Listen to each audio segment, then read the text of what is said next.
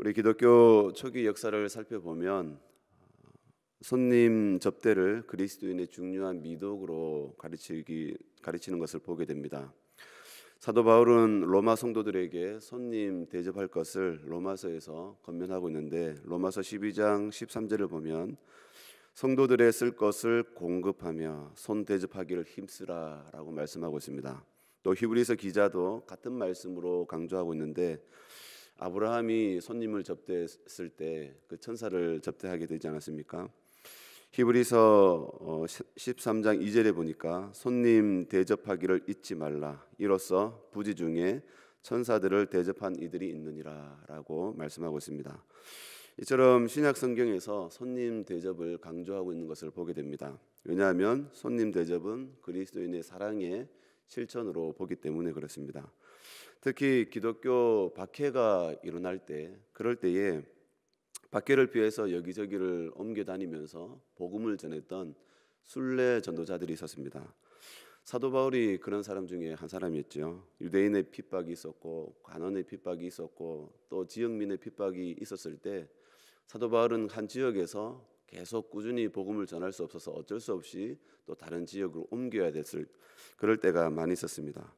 그래서 항상 여기저기 옮겨 다녔기 때문에 누구보다도 순례 전도자의 어떤 그런 마음, 그런 것들을 잘 알고 있었을 것입니다. 그뿐 아니라 때로는 믿음 때문에 그 공동체를 떠나야 했던 그런 크리스찬도 있었을 것입니다. 왜냐하면 그 지역 사회가 굉장히 보수적이지 않습니까? 그래서 새로운 종교, 새로운 어떤 신앙을 가진다는 것은 사실은 그 공동체 안에서 머물 수 있는 그런 상황이 되지 못했을 것입니다. 그래서 자기가 살고 있는 터전을 도망쳐 나와야 했던 그런 믿음의 성도들도 있었습니다. 그런 오갈 곳이 없는 어려운 처지에 있었던 사람들, 그런 사람들을 영접하는 것, 이것은 그리스도인의 사랑의 실천이었습니다. 그래서 사도 바울은 감독의 자격 중에 한 가지를 나그네를 잘 대접하는 것으로 그렇게 얘기를 했습니다. 그리고 평신도들에게는 손님 대접에 힘쓰라라고 말씀하고 있습니다. 베드로도 서로 대접하기를 원망 없이 하라라고 하면서 박해를 피해서 갈 곳이 없는 여러 사람들, 그런 사람들에게 나그네 되는 사람들, 또 핍박을 피해서 도망다니는 그리스도인들, 그런 사람들을 잘 대접해 줄 것을 말씀해 주고 있습니다. 그런데 초대교회 성도들의 손님 대접에 이런 좋은 미덕들을 악용하는 사람들이 있었죠. 바로 거짓 교사들. 그런 사람들이 순회 전도자로 자처하면서 성도들의 집에 들어가서 자기들 공개할 것을 요구하고, 그리고 그 가정을 때로는 파괴하는 일들이 하나씩 그 폐단들이 일어났다는 겁니다. 더욱 심각한 것은 거짓 교사들이 마치 참 전도자인 것처럼 가장하면서 흉내를 내면서 성도들의 신뢰를 악용해서 그것을 이용해서 가정들을 파괴하고 급기야 신앙까지도 잃도록 그렇게 했다는 것이죠. 그래서 사도 요한은 성도들의 실족을 방지하기 위해서 이단들의 도전, 그들을 경계할 수 있도록 정체를 밝히는 이것이 필요하다는 사실을 알게 되었습니다. 오늘 본문이 바로 이와 같은 배경 속에서 우리에게 주어지는 말씀이라고 할 수 있습니다. 오늘날 이 신천지가 그런 수법을 잘 쓰고 있죠.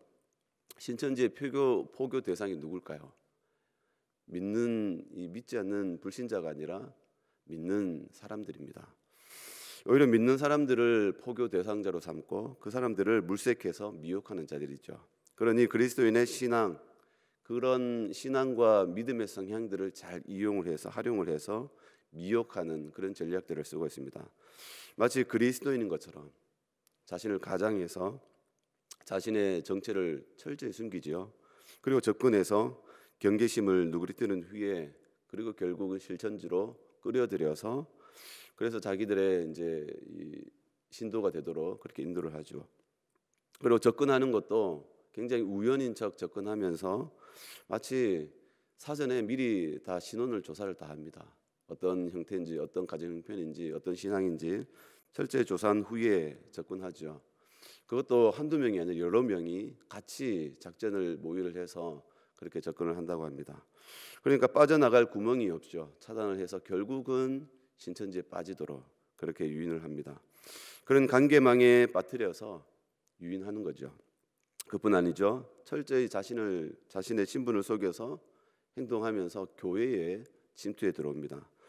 그러면서 마치 자기도 열심히 신앙생활하는 것처럼 사람들의 마음을 한심을 산 후에 그런 후에 이제 서서히 이제 정체를 드러내죠. 목회자와 성도 사이에 관계를 이간시킨다든지, 그리고 성경 공부 모임에 끌어들여서 이제 신천지에 대한 부분들을 조금씩 이제 가리키기 시작하죠. 그리고 또 자신들의 신천지 모임에 초대를 해서 그리고 이제 여러 이제 지도자를 만나서 거기서 또 좀 더 전문적으로 이제 말씀을 배우도록 그렇게 합니다. 그러니까 이 신천지는 시작부터 거짓으로 시작합니다. 철저히 숨깁니다. 교회에 들어갔을 때도 자기네 신분을 숨기라고 하죠. 그러니까 접근하는 그 자체부터 벌써 거짓된 속임수를 가지고 철저히 자기를 속여서 접근하니까 거기에도 정당한 이유를 대죠. 그렇게 숨겨야 된다고 얘기합니다. 그렇게 하니까 이 신천지에 포교당한 사람도 거기에 이용당하는 사람도 자신이 거짓에 속아서 이용당하고 있다는 그 자체도 모르고 있는 거죠. 그러면서 거짓에 속아서 또 다른 사람을 또 유혹하고 미혹을 하는 것을 보게 됩니다. 그러니까 이 집단들을 보면 철저히 자신을 숨기는 모습을 보게 됩니다. 이단들의 모습들은 교묘하게 숨기고 그리고 교묘한 방법을 가지고 미혹을 하는 것을 보게 됩니다. 사도 요한은 그런 미혹하는 자들을 대할 때 어떻게 하라고 합니까? 조금의 여지도 주지 말 것을 얘기하고 있습니다. 오늘 본문에 보니까 10절이죠. 10절, 11절 말씀을 한번 보겠습니다. 누구든지 이 교훈을 가지지 않고 너희에게 나아가거든 그를 집에 들이지도 말고 인사도 하지 말라. 그에게 인사하는 자는 그 악한 일에 참여하는 자임이라. 사도 요한은 지금 뭐라고 얘기하죠? 그들을 집에 들이지도 말고 인사도 하지 말라라고 말하고 있습니다. 이단들이 집에 방문을 한다든지 접근을 하게 되면 그들의 신분을 알게 되면 집에 들이지도 말라. 그리고 심지어 인사도 하지 말라고 얘기하고 있죠. 인사도 하지 말라는 뜻이 뭘까요? 그들과 말도 섞지 말라는 겁니다. 이런 지하에 거절하고 또 냉철하게 냉정하게 그리고 그들과의 관계를 단절할 것을 얘기하고 있죠. 미혹하는 자들이 접근하지 못하도록 그 접근 자체를 하지 못하도록 아주 손절하라는 얘기죠. 왜 이런 표현을 쓸까요? 사도행전 이 사도 요한 오늘 읽었던 11절을 보니까 그에게 인사하는 자는 그 악한 일에 참여하는 자임이라.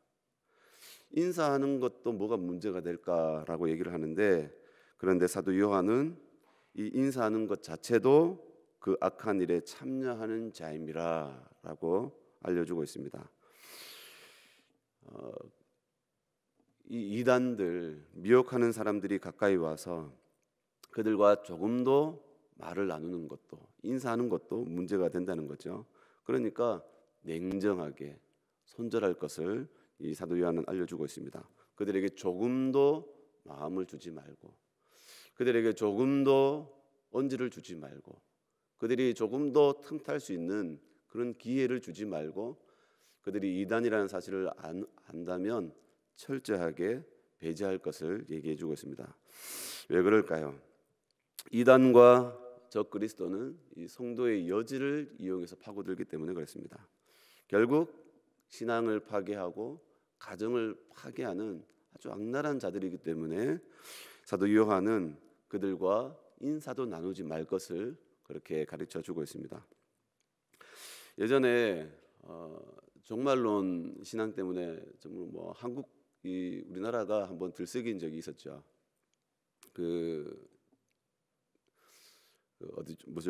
이장님이라고 하는 다미 선교회가 있었죠.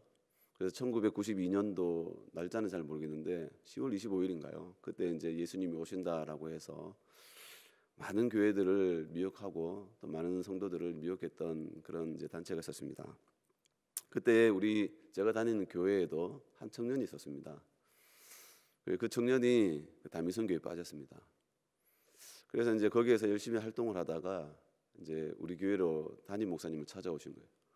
찾아와서 이제 그 형이 담임 목사님과 독대하면서 얘기를 하는 거예요. 저도 이제 옆에서 같이 이제 들을 기회가 있어서 듣게 되었는데, 예수님께서 1992년도 10월 며칠 날 온다는 사실을 강조를 하는 겁니다.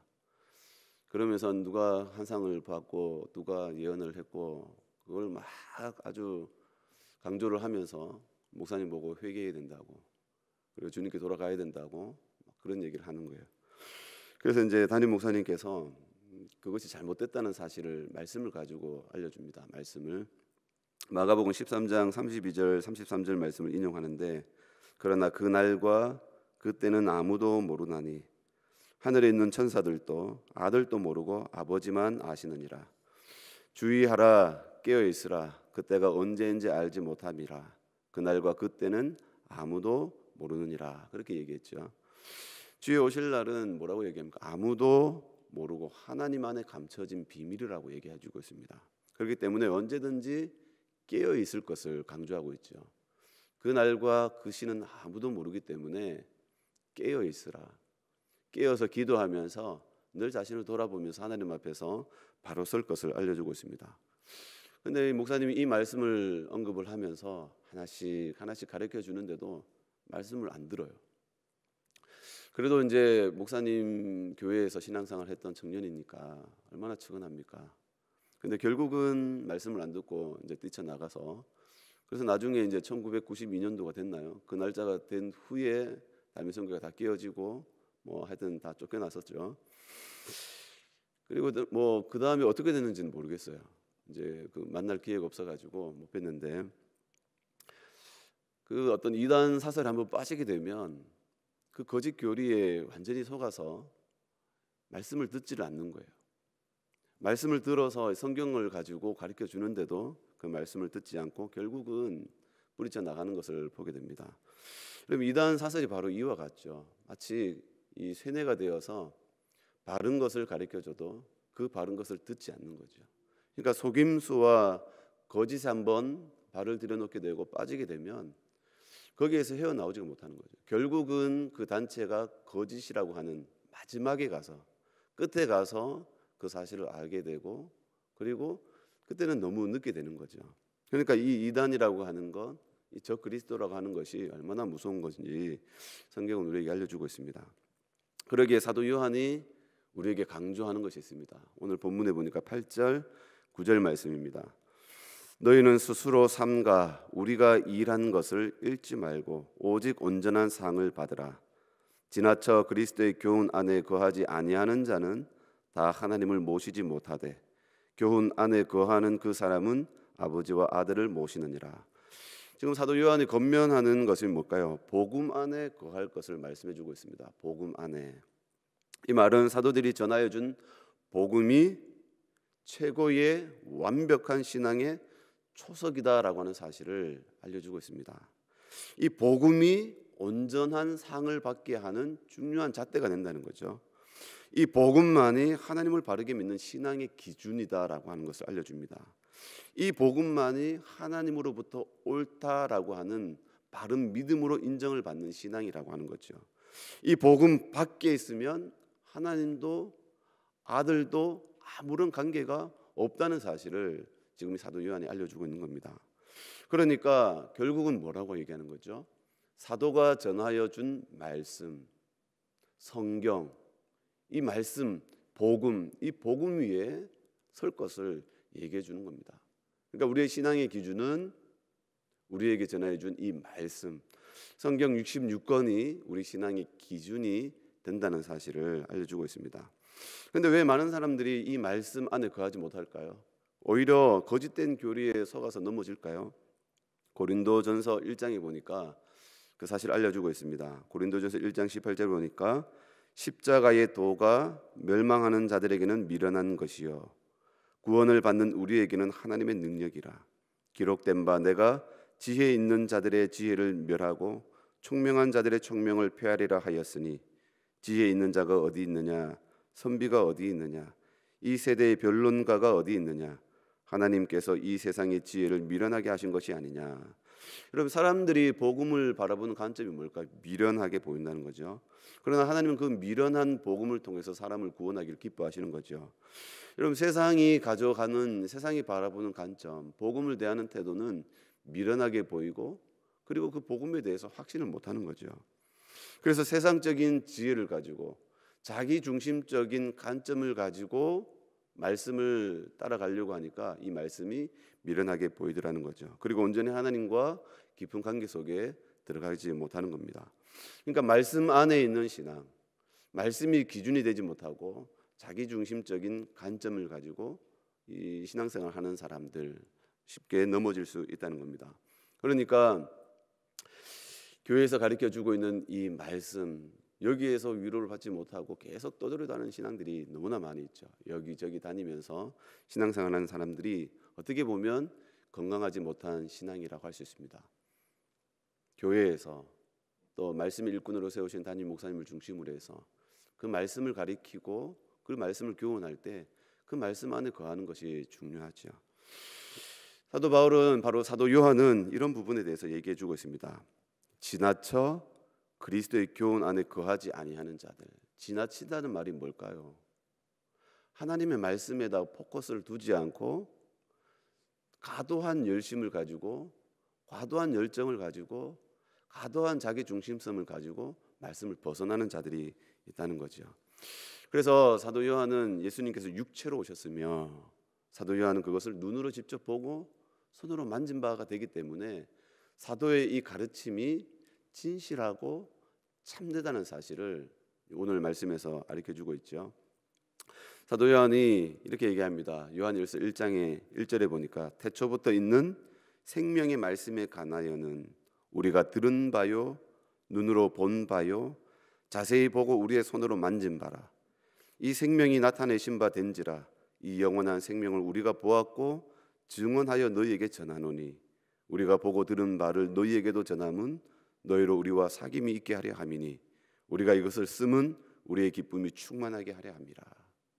사도 요한이 전하는 이 복음은 저들 이단 사설과 같이 사람을 깨워서 자신들의 유익을 취하기 위해서 꼬시는 그런 수법이 아니라 정말로 사도 요한이 손으로 만진 바가 되고 눈으로 본 바가 되고 그것을 처음부터 끝까지 목격한 자로서, 그것을 복음의 증인된 자로서 신실하게 우리에게 전해준 바 된다는 거죠. 그러니까 이 사도들의 증언이 참되고 올바르다는 사실을 사도 요한이 그것을 계속 증명하는 겁니다. 그래서 우리의 복음 안에 거할 것을, 사도 요한이 전하는 복음 안에 거할 것을 얘기해 주고 있습니다. 그래서 교회의 표지가 뭐냐, 교회가 교회되게 하는 중요한 그 원인이 뭐냐, 십자가만 꼽는다고 해서 다 교회가 아니라 하나님의 말씀을 정확하게 가르치는 것, 그리고 성례를 진실하게 행하는 것, 그리고 사도성, 사도가 전한 이 복음, 복음의 터 위에 세워진 교회가 바로 참된 교회라고 하는 겁니다. 그래서 우리는 우리의 신앙생활을 할 때에 우리가 바른 믿음, 성경을 중심으로 신앙생활을 하는 것, 교회를 중심으로 신앙생활을 하는 것, 이것이 굉장히 중요한 사실을 오늘 말씀을 통해서 우리들에게 알려주고 있습니다. 그러면 우리는 우리 영혼을 깨려고 하는 이런 미혹된 시대 속에 이 신천지가 그런 수법들을 많이 쓰지 않습니까? 거짓으로 포장해서 와봐라, 와서 성경 공부해봐라, 어디서 이 선교사가 왔는데 우리 한번 만나보자 라고 하면서 저희들이 자기들의 집단 속에 끌어들이려고 하는 그러한 미혹들 속에 우리가 넘어지지 말고 이 시대 속에서 우리가 하나님 말씀, 이 말씀 안에 우리의 신앙의 기준을 세우고 이 말씀을 우리가 신뢰해서 이 말씀을 붙들고 살아갈 수 있는 우리 모두가 될 수 있길 바랍니다. 그래서 우리가 주님 앞에 서는 그날까지 우리가 말씀을 통해서 우리 건강한 신앙을 유지하는 우리 건강한 신앙인 그리스도인들이 될 수 있기를 주님의 이름으로 축원을 드립니다. 기도하겠습니다. 하나님 아버지 감사합니다.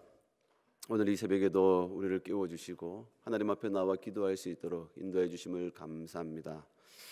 너희 중에 누구든지 지혜가 부족하거든 후히 주시고 꾸짖지 아니하시는 하나님께 구하라. 그리하면 주시리라고 하신 말씀과 같이 이 새벽에 하나님 앞에 지혜를 구합니다. 주님, 우리에게 복음의 빛을 비춰주시고 하나님의 자녀 삼아주신 아버지, 주님, 우리 심령 가운데 심으신 지혜로운 복음을 통하여서 우리가 늘 하나님과 올바른 신앙생활을 할 수 있도록 우리에게 복음의 빛으로 말씀의 지혜로 우리에게 충만히 역사하여 주셔서 우리가 이 말씀을 통하여 교훈을 얻고 또 이 말씀을 통하여 지혜를 얻어서 주님, 우리가 이 시대를 분별하며 또한 하나님의 선하시고 기뻐하시고 온전한 뜻이 무엇인지 분별할 수 있도록 은혜를 더하여 주시옵소서. 너희는 이 세대를 본받지 말고 오직 마음을 새롭게 함으로 변화를 받아 하나님의 선하시고 기뻐하시고 온전한 뜻이 무엇인지 분별하도록 하라고 하신 말씀과 같이 우리가 살아가는 우리의 삶의 자리는 주님 미혹하는 것들이 너무나 많이 있습니다. 이 미혹하는 것들로부터 주님 우리를 지킬 수 있도록, 우리의 가정을 지킬 수 있도록, 우리의 신앙을 지켜나갈 수 있도록 분별하는 마음을 주시고 지혜로운 마음을 주셔서 주님 악한 것들에게 우리가 미혹당하지 않도록 도와주시옵소서. 주님 이 새벽에도 하나님 앞에 정성껏 예물을 준비해 드립니다. 주님 드려진 손길 가운데 하나님 앞에 올려드리는 기도 제목이 있습니다. 제목들을 보시며 또한 모든 지각에 뛰어난 하나님의 평강으로 그리스도 예수 안에서 마음과 생각을 지켜주시는 아버지, 말씀과 같이 응답하여 주셔서 하나님 앞에 기도하는 그 기도마다 주님 하나님께서 그리스도의 평강으로, 하나님의 평강으로 은혜를 더하여 주시옵소서. 주님 이 새벽에도 하나님 앞에 기도하기를 원합니다. 성령께서 우리의 연약함을 도와주시고 우리가 마땅히 구할 바를 알지 못하는 그때에도 성령의 도우심 가운데 기도할 때에 주님 우리의 기도와 또 우리의 신앙에 우리가 감당해야 할 모든 일들을 능히 감당할 수 있는 새 힘을 더하여 주옵소서. 주께 감사드리오며 거룩하신 예수님의 이름으로 기도드리옵나이다. 아멘.